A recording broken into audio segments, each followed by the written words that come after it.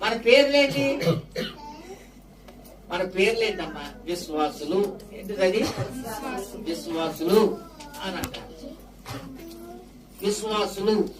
అసలు విశ్వాసం ఉందా? నేతి బీరకాయలు నెయ్యి ఉంటుందని ఎంత నమ్మకమో, విశ్వాసుల్లో విశ్వాసం ఉంటుందని అంతే నమ్మకం. ఉంటుందా నేతి బీరకాయలు నెయ్య? ఉంటుందమ్మా? ఉండదు.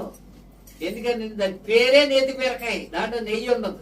విశ్వాసులు పేరుకే, దాంట్లో విశ్వాసం ఉండదు. విశ్వాసం ఉంటే కార్యాలు చూస్తావు. నడు బిగించాలా, ఒట్టు బిగించాలా. ఎట్లాగంటే రోజు పని రోజు ఉంటది.